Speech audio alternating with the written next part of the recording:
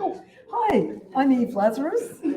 I'm a local history and true crime author, and it's my pleasure to be hosting Aaron's book event today. A couple of things before we go. I've just been asked to tell you that Aaron's book is available through Iron Dog Books, which is just up on the mezzanine as you mezzanine. Thank you. Mezzanine. What he said. As you come in. And I've also been asked to let you know that you can support the festival online through their silent auction at wordvancouver.com. And now I've got the housekeeping done, it's my pleasure to introduce Aaron Chapman. Now, I met Aaron over 10 years ago when we both worked on a book called Vancouver Confidential.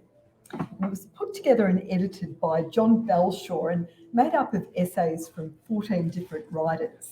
And we were a really motley mix of reporters and authors. I was jotting them down as I was doing this. Musicians, bloggers, actors, filmmakers, tour guides, a couple of academics and a couple of crime analysts and one artist. And it was a really terrific experience. And, we continue to support each other, work together and on all sorts of different projects. And it's great. So Aaron Chapman here is a writer, historian and musician with a special interest in both Vancouver's entertainment and crime history. He is the author of Vancouver After Dark, The Wild History of the City's Nightlife, winner of the Bill Duthie Booksellers' Choice Award, the BC Book Prizes in 2020, The Last Gang in Town, the story of Vancouver's Clark Park Gang, Liquor Lust and the Law, the story of Vancouver's Penthouse Nightclub, now available in a second edition, and Live at the Commodore, a history of a Commodore ballroom that won the Bill Duthie Booksellers' Choice Award, BC Book Prizes in 2015. His latest book is Vancouver Vice, Crime and Spectacle in Vancouver's West End, that was a finalist in the Best True Crime Book Award of 2020 by the Crime Writers of Canada Association. In 2020, he was elected as a member of the Royal Historical Society. Royal Historical Society. He was born and raised in Vancouver. So, Aaron, Eve, I'm so happy to be here with you. We have a long history of Vancouver history writing together, and I'm honored that you chose to or were able to do this. I must return the favor when your book, which is coming out very shortly, yes. Your new book comes out too. So did everyone hear that? Because I'm breaking it up. I'd be happy to do it. Yeah. But I thought we'd start. Who's read the book? And it's okay if you haven't. Yeah. Hey, there we go. Not many. So let's start. How about giving us an elevator pitch of the book? Sure. Well, Vancouver Vice is based on it sort of sets a period in the west end of the city in the late 70s and the early 1980s. That it's interesting that if you lived in Vancouver or were born and raised in Vancouver or you lived through those periods, you'll certainly remember those years. They were very controversial. They were on the news all the time, having to do with the issues of sex workers in the West End and street prostitution right on the streets of the West End in Vancouver. But if you moved to Vancouver in the 1990s, or you maybe moved here in the last 20 years, you would have no idea that this period ever happened to the city in Vancouver. It's all gone. It's nothing that neighborhood offers no hint, except for the West End Sex Workers Memorial, which is the lamp post. It's just off Davie and Jervis. I think it is Jervis, yeah.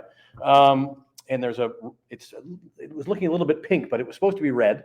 The light bulbs faded a little bit. I think they put a new one in there that's a little more reddish, but it was supposed to be the red light, sort of the red light zone symbol of course, the West End, and was just put there a few years ago. But I'd been thinking about that, and as somebody who was living in Vancouver at the time, I was a kid then, but I certainly knew on the news you'd see it every night, and there was so much controversy up until about 1984 having to do with that.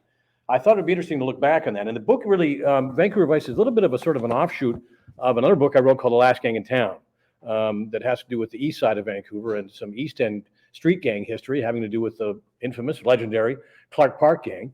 And in that book, I'm making a very long answer here for you. I hope you don't mind doing it. It's a long elevator. It's a very long elevator. It's an 80-story building here. And there was a police officer, Vancouver retired VPD officer by the name of Al Robson, who has sort of a bit of a cameo in that book.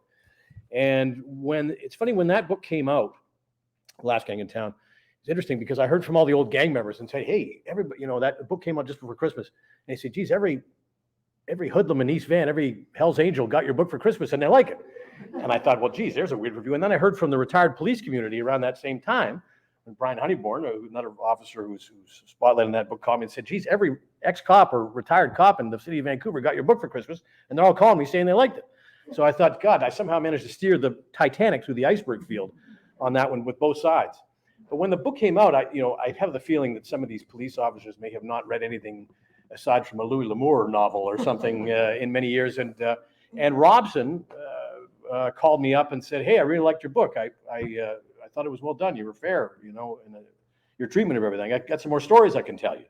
So I went out and had a couple of pints with him. And a story that he happened to tell me that had everything to do with Wayne Harris and the investigation that he was a part of in 1977.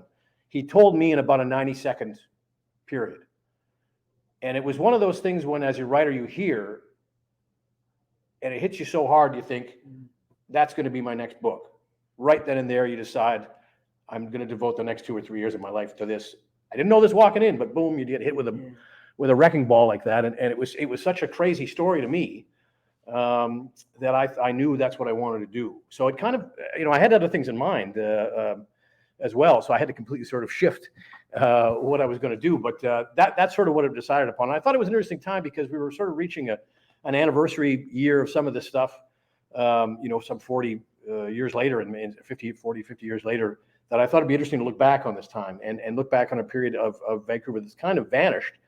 But, the more things change, the more they stay the same to a certain degree. While the issues, while some of the issues that the Vancouver Vice Squad tackled back then are gone today, arguably, in some cases, and we don't even have a Vice Squad today in Vancouver anymore. There's no actual Vice Squad that's a part of the VPD anymore. I thought it'd be interesting to sort of look at that and see how, as well, my memories of Vancouver, particularly in the 1970s and 80s, being a lot more pious, if I can use that word. There was a little bit more sense of morality and religion, and that's kind of vanished all over North America. It's not just what's happening in Vancouver, but there's been less that we sort of marched away a little bit from that. But as a kid, I remember, Bernice Gerard in Vancouver. I remember how much, you couldn't get a drink on Sundays in Vancouver. You had to drive to Point Roberts to get a drink. And if you describe this today, somebody who's living in Vancouver, they'd think, what are you talking about, the 1950s? No, I'm talking about the 1970s and 80s. So I thought it'd be an interesting time to look back on some of those things, and as well, beyond this, and we're reaching the 80th floor of the building now, so I have to find out what I'm saying, is also that there had been a look back at that period of sex worker history in Vancouver, and there had been some proclamations which I didn't necessarily 100% agree with, or I thought they were more complex than they were necessarily trying to be laid out by friends of mine, Becky Ross and Jamie Lee Hamilton, who were spokespeople about that West End sex workers war. And there was a few complexities I wanted to challenge a little bit on them about. So that's in many ways how it came together. And I had a really good time writing Last Gang in Town, which was a true crime book. And that maybe, I guess, the first one I'd done, although the Penthouse book has a little bit of that too. And I was eager to sort of try that and try and tackle it again. That's about it. Yeah. What I found really interesting, because I came to Vancouver sort of mid-80s and all that had gone. West End was just the West End. And, I spent all my summers down there. I spent a lot of time going through those lovely little boulevards and little streets. And I didn't have a clue how they came about until I read your book. So maybe you could talk to that a bit. Oh, well, I mean, the one of the few things really left over from those years, if people who walk around the West End or bike around the West End probably don't really recognize it so much because you can travel fairly easy. If you're a driver through the West End, you'll wonder why you can't, I can't turn down this street. Wait, I can't turn down here. Well, those are all sort of leftover things because in November 1981, street barricades were put in. Now, in the beginning, the barricades now are sort of curbs, or they basically elongated some of the curbs, or in many cases, they've cut off the sidewalks and there's a little sort of mini parklet in front of the building. Now, so you kind of walk through areas of the West End and think, geez, this two apartment buildings on the west and east side, they've got their own little park here, little places to sit, or what a wonderful, somebody decided the right thing. All of those are essentially born out of the fact that a lot of those corners, right, like Nicola and down by, there's I talk about them in the book, each one of them, but those were all centers where those were corners that were very active for, sex workers of all varieties, transgender, male, female, whatever you have, and they were sort of shut down by the city trying to shut down. Interesting enough, that just before that, the preceding years before that, the city had decided that some of those areas needed traffic calming measures anyway. So some of those ones were going in, but there were some specific ones, like the one on Nicola, and the one which is the cover of the book actually, and a few others that were put in basically, and they were left over. And at the time, neighbors complained, saying, "Oh my God, I can't park in front of my building anymore. What the heck is going on? The city's gone to hell." You know, if you tried to remove those now, saying, "Well, we don't really need these anymore. You know, we may as well open these streets up." There would be, "You can't take those away. I've had that. And I love that park in front of me." You know, so it's you know, again, we just like to complain in Vancouver. That's one of our national sports that we are good at. I think so. Yeah.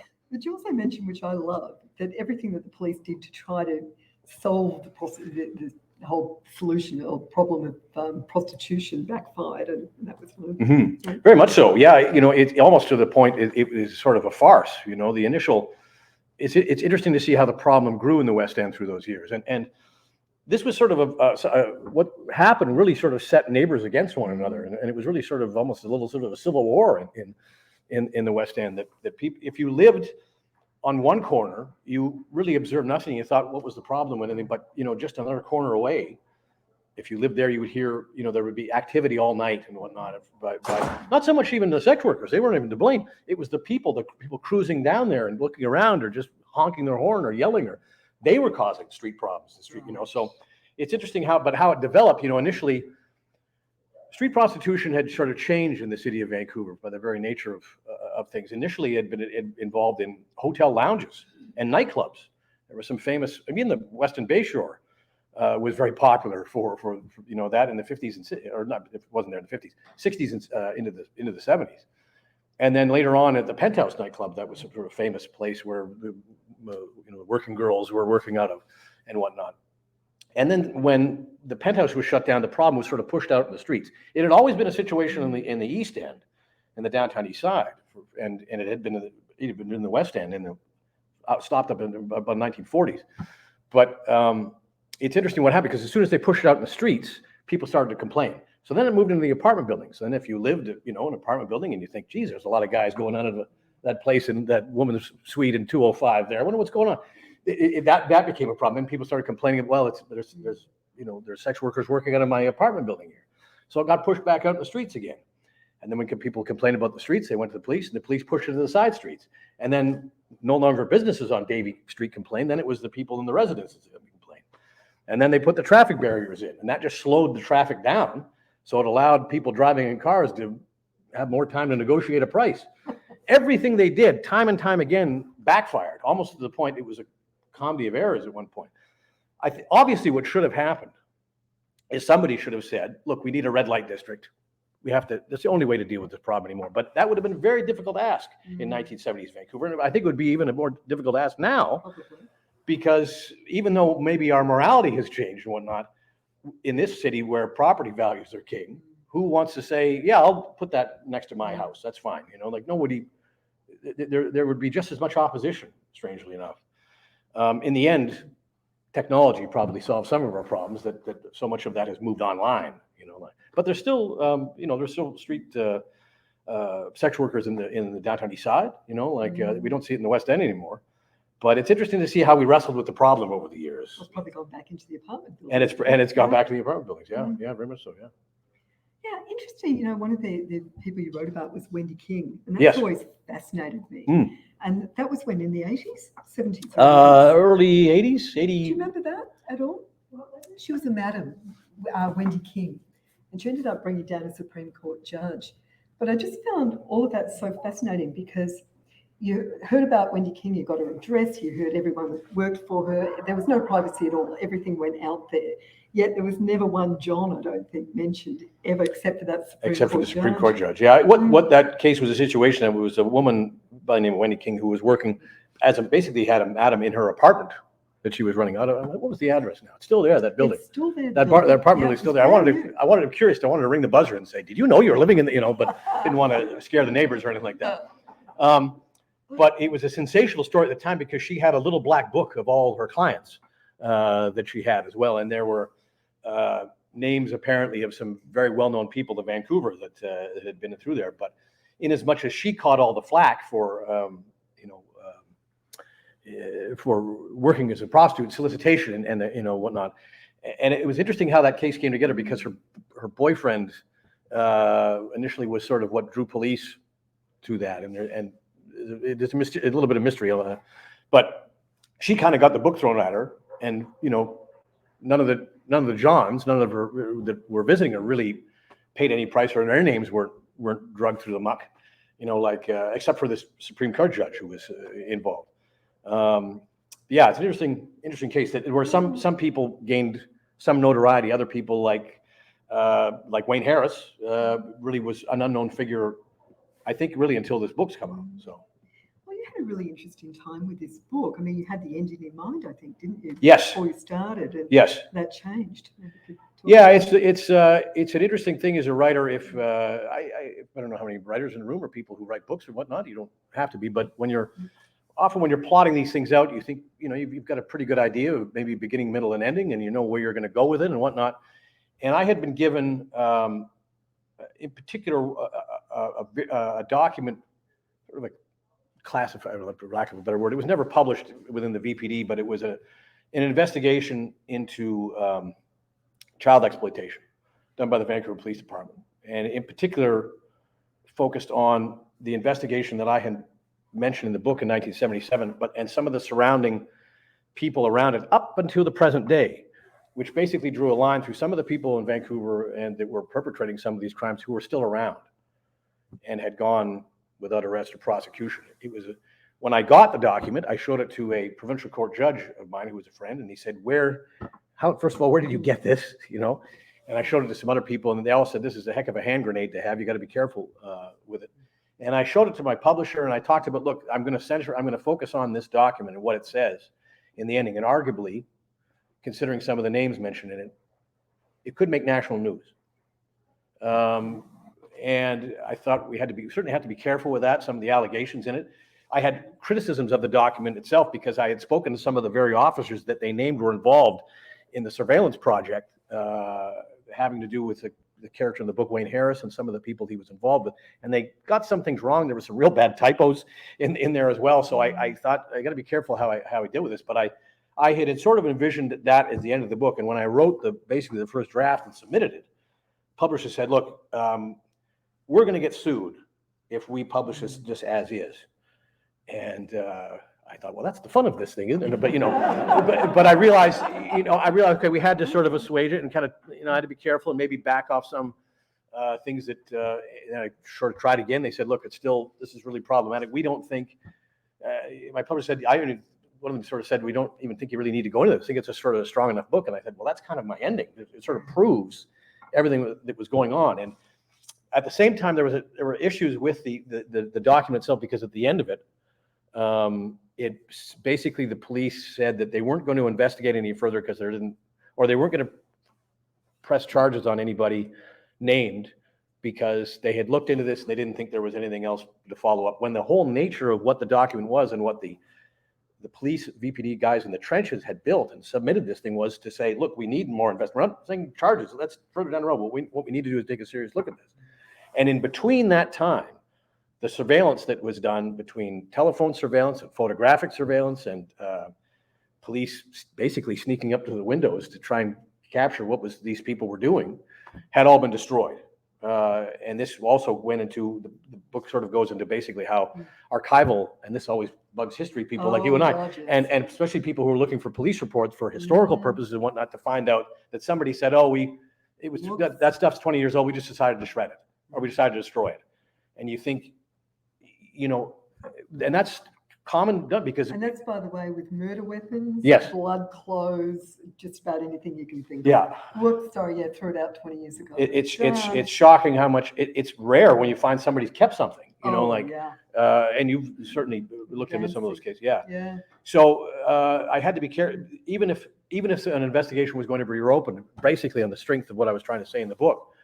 It would have been difficult because outside of the memories of the officers that I talked to, who are now in their 70s and 80s, there was really nothing to go back to.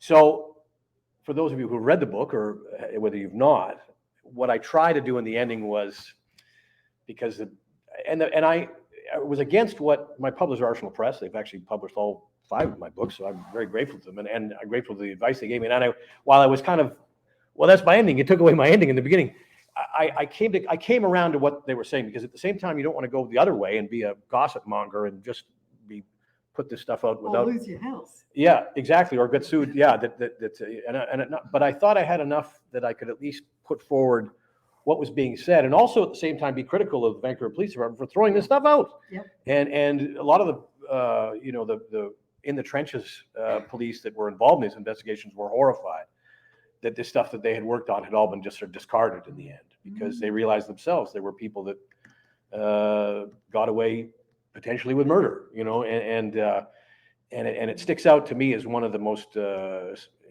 amazing stories of Vancouver crime history I'd ever heard. And so I don't know. And when we were talking the other night, I said, I don't know in the end, if you want to ask me this question, was the book a success in that regard? Did it do everything I wanted to do? Or when you're a writer, when you have to change your ending like that, which I did. And I probably have to go back and read this 6 months from now and see how I feel about it. I looked at it the other day and I thought, that's pretty good. I did a pretty good job there. That's a good sentence there. And all the sort of things like that. But I did have to change things, and maybe that, the big ending at the end, I had to change. And I don't know if the book did everything I wanted to do because of that. And there was a part of me that thought, well, maybe this will trigger enough that maybe that document or some of the other people will start talking about some of this stuff, or some of the people who were victims would maybe come forward and whatnot. And that really hasn't happened yet. There are so many people from this era that are dead.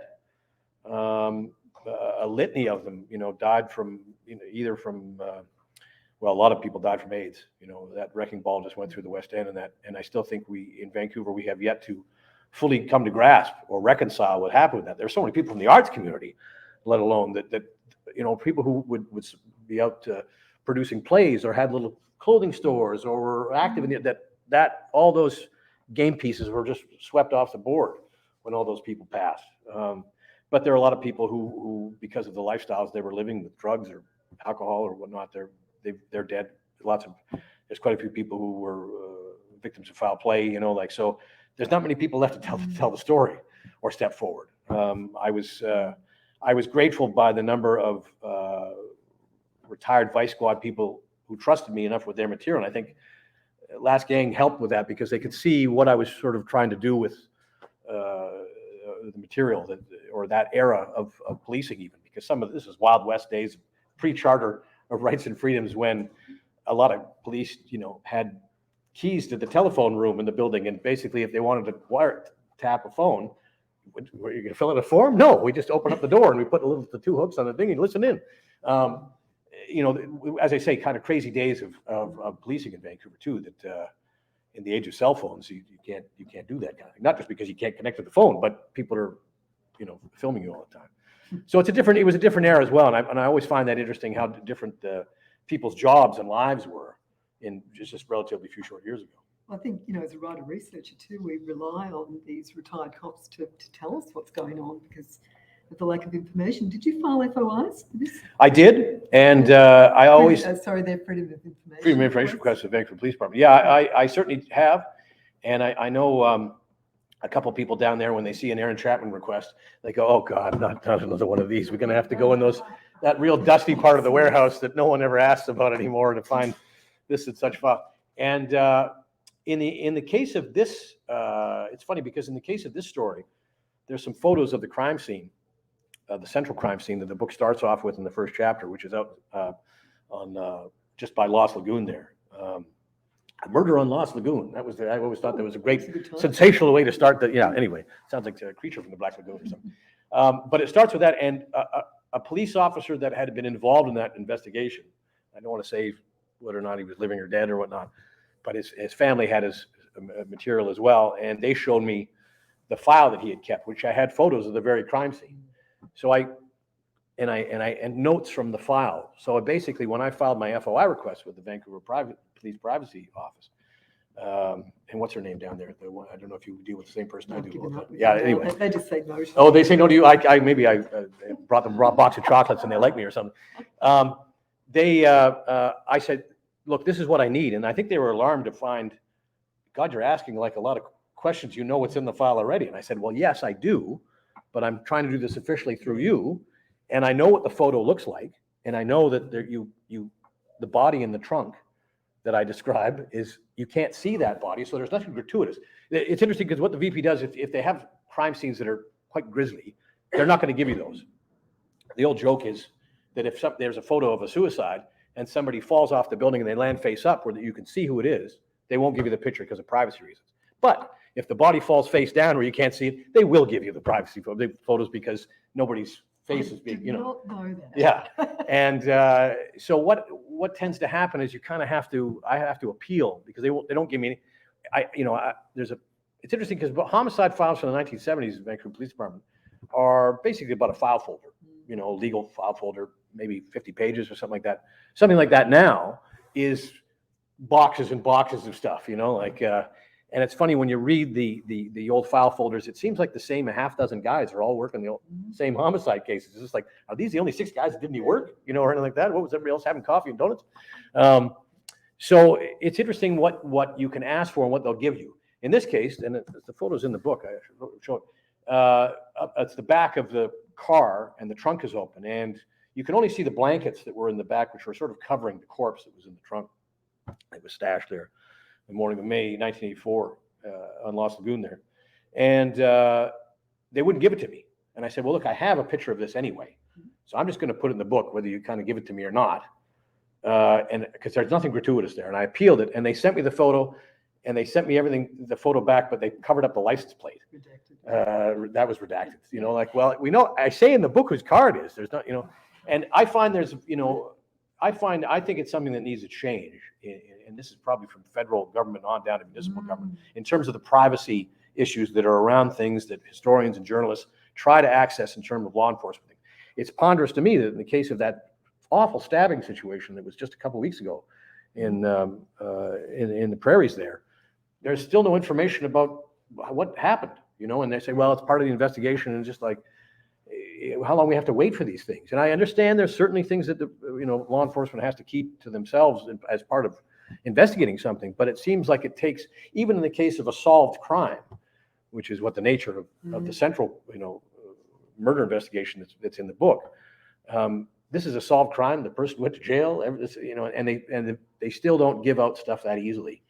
And I think it's a detriment because I think at the end, sometimes it just comes back to say, well, the police aren't doing any of their work. They're not doing their job. And they are, but they're not telling you. In the case of some of the missing people that have happened in the downtown east side recently, their bodies have turned up. Chelsea Poorman, the Noel Soup. I know what's happened. I know distinctly what's happened in that Soup case from speaking to the investigators, but none of that's reached the public. And the attitude towards, well, police aren't doing their job, obviously, it's like, well, they are to a great degree, but they're not telling anybody about it. They're not talking to the family. And they're not even talking to the family. So that's I think that has to change, and that's something I'm more and more aware of. I've taken them on too in this book, and I think I told you about the RCMP. Yes. So I was doing part of my book that's coming out is dealing with missing people, and the RCMP put out statistics every year, and there's 30,000 missing people, and there's no context for these statistics. So I wrote to them and said, I'd like to clarify some of this. And I got this great email back saying, well, we are the RCMP, we are a brand, and if you want these statistics, you'll have to sign a licensing agreement. Ridiculous. And it just went on and on and on about all the things I would have to do to get this information. And, I wrote back and I said, look, I'm not writing a book about the RCMP. I'm trying to get clarification on your numbers, your publicly accessible numbers, and I got nowhere at all. So I really actually enjoyed writing the introduction because I, talk about Chelsea Poorman and some of this, transparency, total lack of transparency. It's something that I think is, as I say, a detriment to the police because it just makes public attitude think they're not doing anything. Yeah. And in many cases they are. There's a lot going on, but they're just not talking about it. Well, and the unsolved ones, in many cases, they're not doing anything. Haven't done it for decades, can't find where the file is. Yeah. But they stand behind and say, I'm sorry, it's unsolved, we can't talk about it. Yeah. And it needs to be way more transparency. It's interesting, in the case of the last gang in town, they phoned me at the police museum phoned me at one point and said they had just received the police department headquarters on Main Street at 312 Main there closed. I guess the department didn't know what to do with a lot of boxes. I don't know. Give it to the police museum. Maybe they'll dig it. Maybe they can do something with it. So the archivists there were kind of looking through it. And they said, Aaron, there's a bunch of photos here. I think this is some of the people you're looking into. Everybody's got their red Mac jackets on, and they all look like old EastEnders from the 1970s. And do you want to have a look at this stuff? And I said, yeah, I'll come by tomorrow. I looked at it, and then I realized what they had, and I said, I'll buy copies of this right now, because I realized they didn't know what they were sitting on. And I didn't want them to say I couldn't have it when I told them what it was. And they had photos of a couple of different surveillance investigations too there. So I said, yeah, I'll take copies of these now. I tried to be casual about it. Yeah, I guess I'll get a couple copies of these, something like that. And then as soon as I it was like the old, the Home Depot commercial. Start the car, as soon as I got out of wanted to get out of there with my goods, yeah, it's funny how that is, and it's something I'm more and more aware of, and talk to people like other people like yourselves that sort of work in some of the same fields or spotlight some of the same history. It's the over privacy concerns, and I realize that in this day and age of electronic media and our names and our numbers being everywhere, that there has to be some guardrails in place. But in terms of some of the law enforcement stuff, there should be more open to the public. Especially, it's night and day as compared to the United States. What a U.S.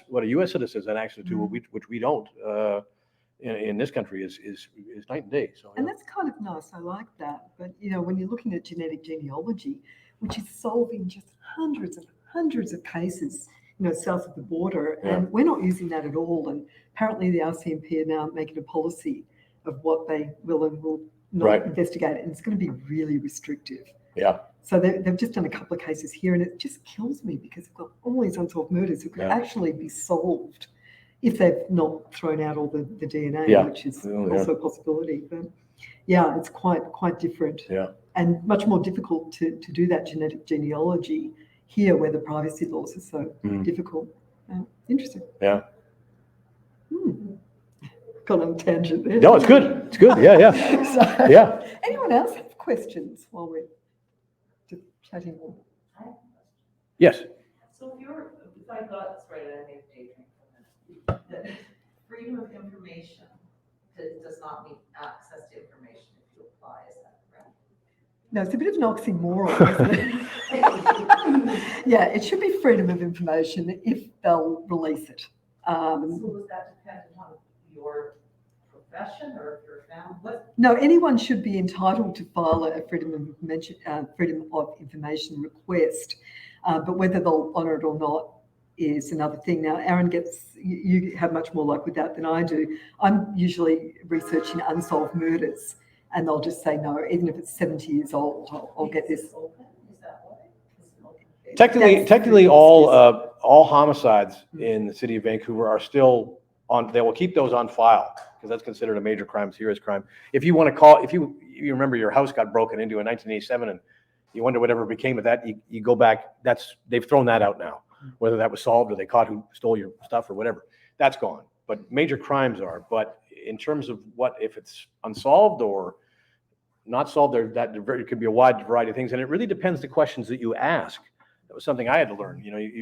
You try and phrase the questions to sort of give all of the above, but it's a matter of asking. I need a crime scene description and a crime scene synopsis. I think those two words are sort of interchangeable. They're not, to a certain degree. So you have to ask. I've had, thankfully, with the books I've done, some of the retired police that I deal with have been generally favorable to it, even though I think I describe them sometimes just as bad in The Last Gang in Town.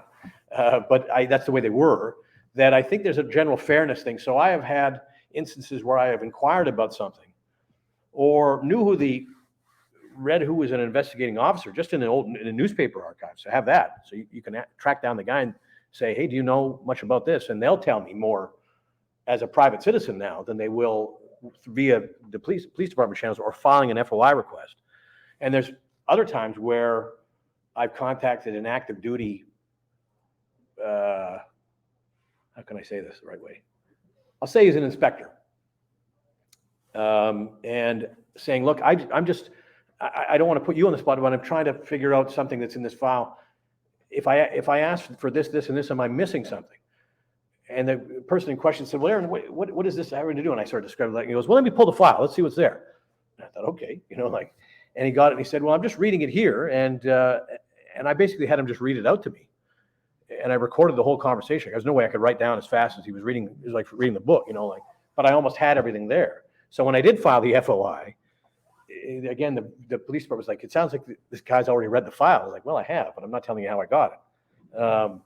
There's been other times where I've been in somebody's office and I asked to look at something and they had a surveillance. They had a wiretap report, actually. And I said, well, the guy said to me, he said, well, Aaron, I can't give you a copy of this, obviously, but I've got to go to the next room and make a phone call. And I thought, like an idiot, I didn't. Oh, should I leave or do I need to come back? And he goes, no, Aaron, no, you understand. You understand. I have to go to the next room and make a phone call, and I'll be back in about 3 or 4 minutes. And I said, okay, yes, oh, sure then. And then I thought, I looked around the room thinking, is there cameras on me right now? Am I trying to are they trying to capture me or bust me for?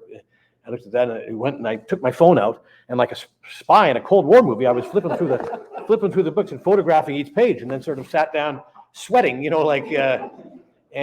I managed to get stuff that way. Another time, and this was just during the beginning of the pandemic.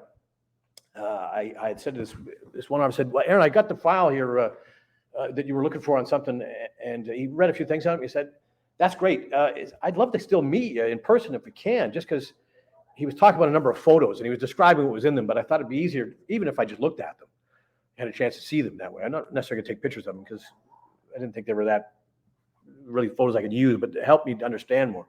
And he said, yeah, where do you live? Come meet you. And I said, well, there's not really, all the coffee shops are closed because of the pandemic, I'm down by the Pacific Central train station down there. And he goes, I'll meet you down at the train station. And this was a guy I hadn't met in person before. I'd only talked to an email. So I said, well, I'll be the guy in the blue jacket with the stripe on it and redheaded guy. And he goes, I'll find. It felt like I was in a movie or something because, you almost thought, okay, you put your umbrella up and I'll know that's you, kind of thing. And right there in the train station, we looked over the file, and I could ask him some questions, and he knew some of the people that were retired that were just above him when he was starting out. It was quite a fascinating conversation, but really helpful. Now, that's stuff that if I go through regular police department channels, they're not going to give me. They don't lift much of a finger in that regard. So it's, and Eve and I are probably two writers, I would say, of anybody in town that have probably the best relationship with some of the retired police community, at least some specific people that we can ask, say, hey, do you know, is this guy still alive that I can ask him? Oh yeah, I played golf with him the other day. I'll get him to give you a call, stuff like that. And they're not going to get into things that, I don't know about you. I would never tell people I'm a journalist or I'm a writer. I tell people I'm a historian, which is what I think I am, but they're reticent to talk to a journalist because they're worried about somebody having some gotcha moment on them, and then they're only talking to the press. That doesn't die when they retire. But they'll talk to a historian for some reason. No, I always go with a reporter. Or do you? See, I never do. See, I'm not a historian. Yeah. I'm not even sure what that is. What is a historian? Well, after the years of university, I thought I may as well use it because I paid for it. I was kind of impressed, though, when I was reading that Royal Historical Society. Yes. What is that? It's in the UK. It's and I, in 2017, I traveled through Belgium with Sir Max Hastings, who is a military historian that some of you may know. He's written a number of those. He writes those like 500-600 page World War II history things that I admire and love to read, and maybe nobody else reads them. They make great doorstops too. They're thick, and if you have to hit a bug, bam, and we did a tour with another guy from University of Wolverhampton, Professor Gary Sheffield, who's another World War I historian. And I went over with them and a few other people. I was the youngest one, and I was also the only Canadian. Well, I'm dual citizen. I'm a UK Canadian. How did you get into that? I had been familiar with Hastings' book on the Falklands War. He had been a war correspondent there, and I'd read his stuff for a long time. And it was actually during when I was writing The Last Gang in Town, which I wrote pretty much from midnight till 6 a.m. every day. And then I would sleep most of the day and then get up and do it again. There'd be 6 a.m. and then I needed like some time to wind down. And I'd sort of, like anybody, see what's on Facebook or see what's on Twitter and stuff like this. And then I saw this program that him and Sheffield, Hastings and Sheffield were doing and you had to kind of apply and you had to put like a deposit down and stuff like that. And this was a year in advance, I think.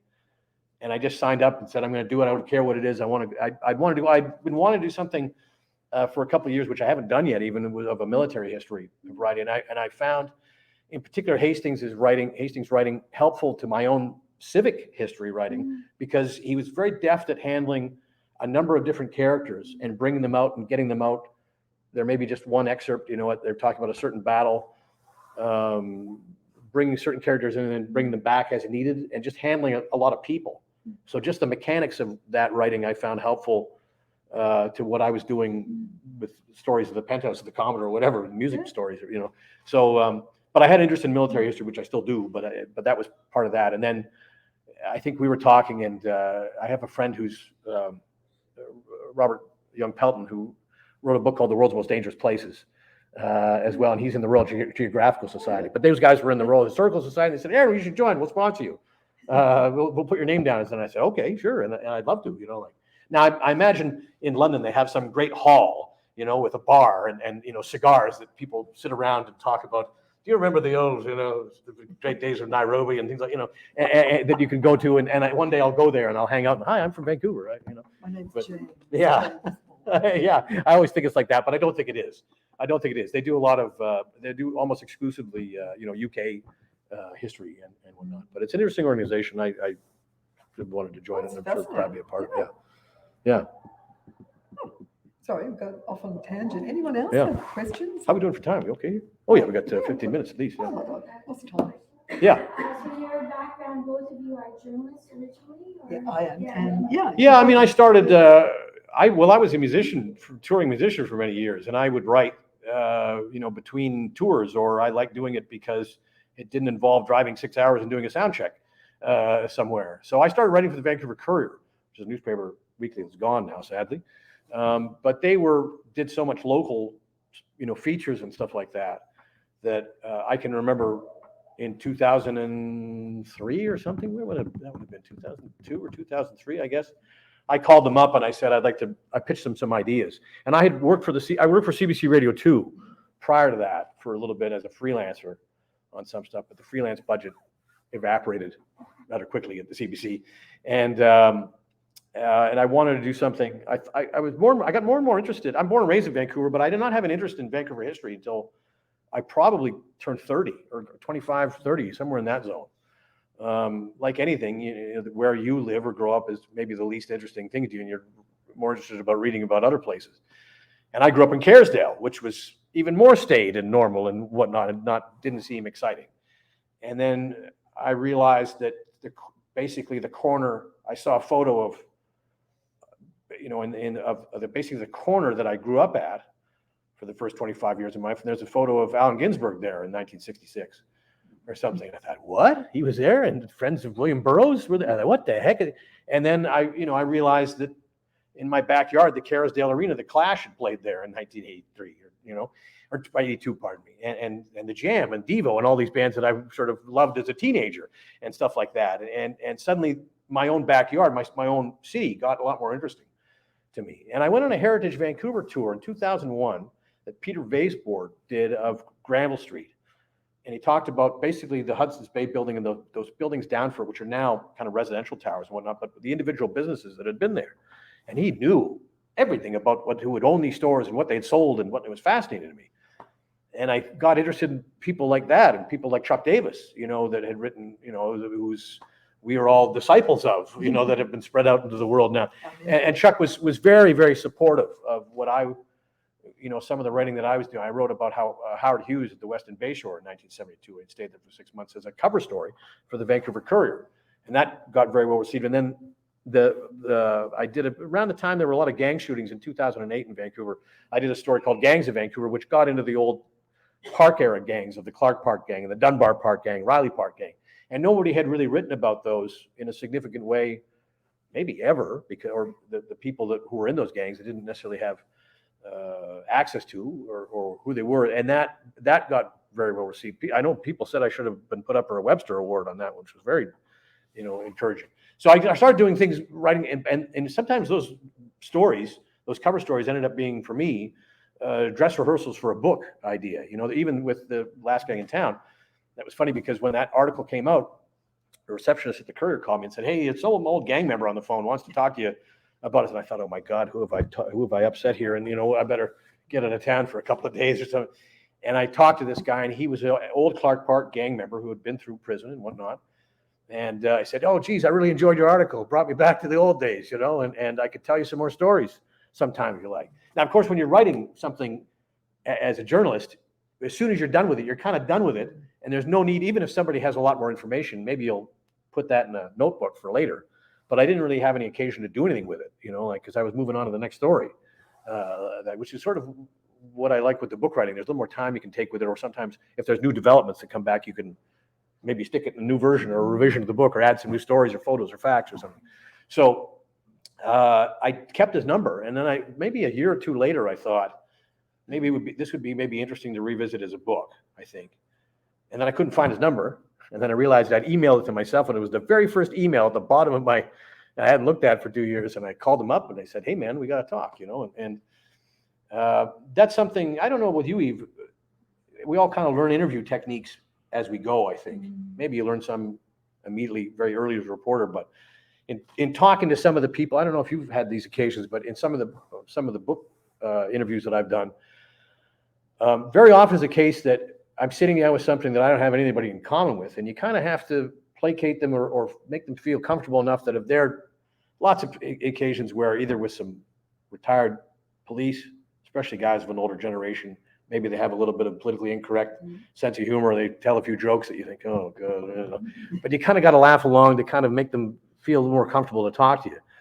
You're not being duplicitous, I think, but at least you're trying to, and there's lots of situations where I have gone to the scene of the crime, if you will, or gone to where it happened to talk to that person about, because that will immediately bring people back to those times 40, 50 years ago, and they can remember being where we are now, and sometimes that can be emotional for them. And very often, in case I don't record, I just, when I'm meeting somebody said, "Are you going to write this down, or you're recording?" It's like, "Well, I just thought we'd meet really the first time. I don't want to, not here to exploit you or anything like that." And sometimes that puts people at rest too. And in many occasions, whether it's criminals or police or ex-criminals or police, I say, "I'll let you read what I've written before it goes to the publisher," because that's an interesting point, because journalism 101, you never do that. Never. Now, and I only do that, and I sometimes have said that hoping I'm never going to let them change it. I'm just going to show it to them and tell me, but in Last Gang in Town, I did. There was I had one of the old gangsters, and I showed him these are some of the photos I'm going to put in the book. And he goes, "Oh, wait, don't put that one in." And it turns out that one was a photo of a active organized crime figure that he and others knew, to the extent that they said they were going to talk to me and participate in whatever interviews with the book. But he said, "Just leave my name out of it if we can." And they told me that, and I thought, well, he's not really that central to the books. I wasn't really worried about it. And then I met him, and there's a whole other story to that too. That's kind of funny. But those are some of the interview things I sometimes have learned along the way. Like there was one case where I was going to meet a guy who had just done a life sentence for murder. He'd done 25 years for murder. And I didn't necessarily know, there was an intermediary who had set up that interview. And I thought, I didn't think I was walking into a dangerous situation, but I called my brother and I said, "Look, here's where I'm going. If you don't hear from me in 2 hours, something's gone wrong, or you know where I've been." And he sort of, you could see the surprise. "Are you sure?" And I go, "Yeah, I think I'm not dumb. I'm not walking something, but just in case, I feel better if you know what I'm doing." And he said, "Okay, I don't know if he said, here's another weird phone call from my brother," and put the phone down, And then as soon as we went and met, and within the first 5 minutes, I knew we were fine. He was actually quite jovial to talk to, and sometimes the people who have been through a real nightmare like that, of their own device or whatever, are the most calm, adjusted. You wouldn't think. Pick the person out of this lineup that's done 25 years in jail. Well, this is the same guy that was the last person to do it. And we had such an enjoyable conversation that 2 hours had gone by, and we're having our dessert, and we're laughing and telling, this and that, talking about the Canucks or something, or at the end or whatever off top. And I thought, "Oh, geez, I got to go phone call," And I ran outside and I phoned my brother, and it was, it was sort of 2.5 hours by this point. And he said, I was going to wait 5 more minutes if I didn't hear from you. But there's all sorts of things like that that have that I've walked into, or try to sort of gauge, and you get to know people a little bit, or if you don't, if people feel not at ease, I won't record. So we can meet second time. I'm not looking to get all this at once from you. You know, it might take a couple. You know, and people that drops their guard a little bit as well. They think, okay, this is a person that's just using me for a story, or they care, or they're interested in a bigger, scale of things or something. Yeah, I've never been burned Yeah. showing someone an interview afterwards. Yeah. And sometimes it's saved, they're fact checked. Exactly. That's another reason, because somebody said, "Oh, you're mixing Yeah. those two. Actually, those are 2 different days." Oh, okay. You make the note. And I found with this new book, I'm dealing with people, the relatives of victims of unsolved murders and missing people. And it's been important for me that they're happy with what goes into the book. And so I've worked very closely with them, Yeah. into the extent that they've sent 3 or 4 drafts. Yeah. And that's it's been fun. Yeah, It's been and that's the kind of fun. conversation with somebody that's not just a 10-minute phone call. I mean, those are Oh, probably yeah. repeated. Absolutely. This is where I am with it. This is where Yeah. we're at. We're this far away, or now we're done. I hope you're. There's a trust aspect built in. Yeah, for sure. I think you definitely had that. With the Castellani story. Oh yeah. We worked together that closely with Janine. that went Mhm. well beyond what I would have ever envisioned a book like that being. Yeah. Because it wasn't really Castellani's story in the end. It was his It daughter's. was Janine's. Yeah, and that she opened up to you as much as she did. And I don't think I would have done it otherwise. The fact that she'd approached me to do it. And, Yeah, and yeah. really wanted to do it from that point of view made it interesting. Yeah. Story. We've got a few minutes left if anyone else has questions.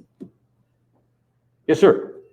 Have you ever had any issue with real estate agents where they've been trying to sell a property and? Well, this is a good one for you. Mercy, they probably don't like that. Do they?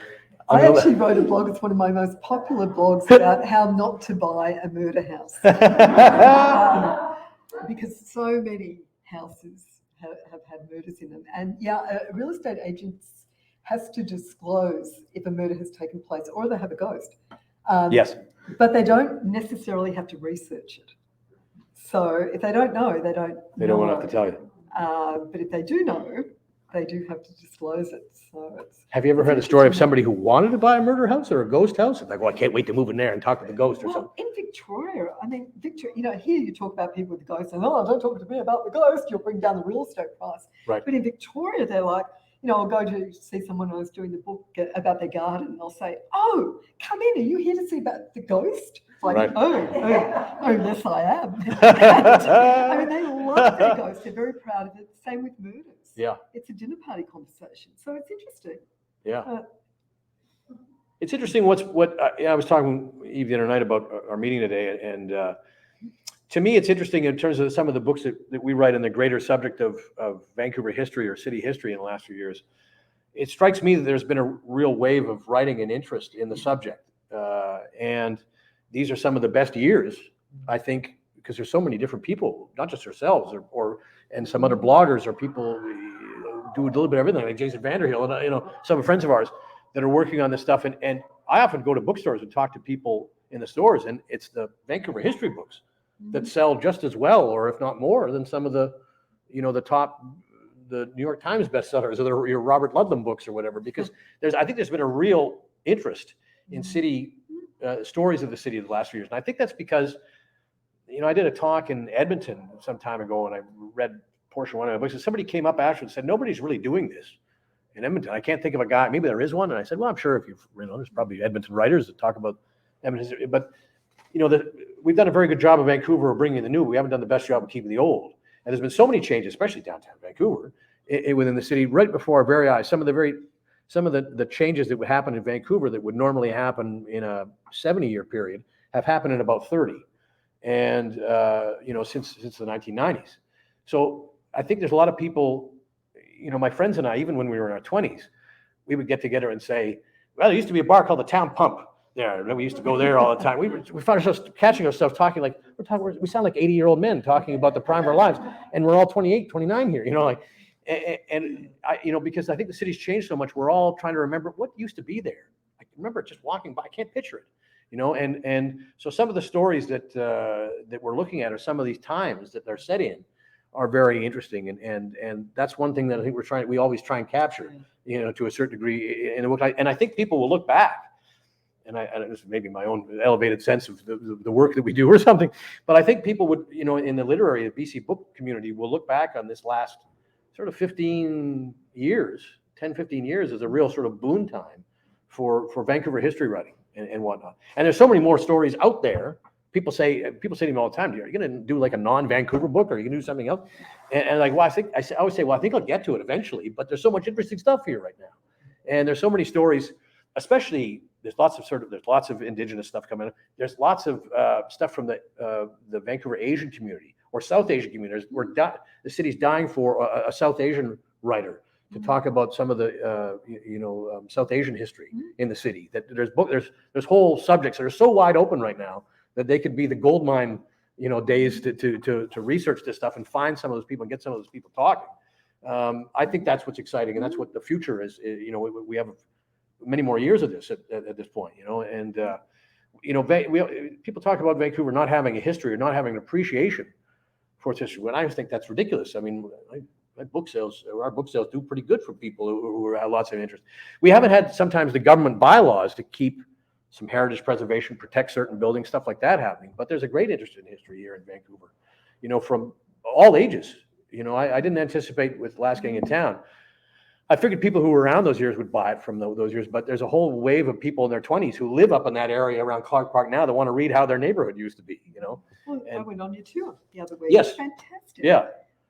So it's an interesting time, and I think it's a pretty exciting time to be writing about the city in this way. And I don't see us sort of hitting the bottom of the tank, yet or anything. There's lots of interesting stuff that you've been digging up, lots of amazing things, and there's more stuff to come, I think, from other people aside from us. When I did Vancouver Exposed, it's based on my blog, and it's a sort of big book with lots of pictures. And most of it was based on pictures that I'd get from the archives. And then COVID hit and everything shut down. Yeah. And so I ended up going to collectors, friends that we know, like Tom and all his Sure. friends, and say, "Hey, does anyone have these photos?" And they just poured in. It was fantastic. So Yeah. got all these, incredible information that I wouldn't have known about Yeah. had that not happened. So yeah, all these albums are around in people's basements and things, waiting to, Yeah. us to- And social media's been good for that too. When you Yeah. sometimes put out feelers, Oh, does anybody have anything like this? What I'm working on now is a book. I got 3 books on the go here over the next few years, but the city one has to do with Vancouver restaurant history. There's so many places that have come and gone in the past that were sort of benchmark places, but some of the people who ran them either were some of the most crooked people you've ever met in your life, or people who could have been Fortune 500, presidents or something. They just had a great acumen from any business they would have touched. And it's interesting when you look and see, what we've eaten in Vancouver. You can see how the city's changed. You can see how the waves of immigration affect when sushi started happening, or we have some more Latin fare. All these sort of things. If you look at the 1940s and 50s, it's kind of cafeteria food. Nothing really exciting to write home about. Even restaurants that people liked, or fond memories of them. It's just like, well, it's kind of a grilled cheese sandwich you got. That's like, it was nice, but whatever. So I've been working on that. It's been interesting to connect with some of the people who worked in these places, or their parents. So they have their parents' stories, or whatnot. Because if you really look at it, as I say, taking the lens of what we've eaten in town, you can see how the city's changed in a weird way. So that's And look, 2026. You got to wait for that one. It's amazing to me the engagement that you're getting. Like, people are really excited. Yeah, about this and yeah. really want It feels good to sort of have that interest. You know that's out there. So, and when's your book coming out again? About 2 weeks. Oh, there we go. Hitting the stores, folks. Rush to get it. And this is in stores too. You can get that one if you don't already have. I think that's Are we close to? right, is it? Oh, 159, right on the nose. We did it. Thanks for coming, everybody. Thank you Thanks to very those of much. you at home that are watching in your pajamas.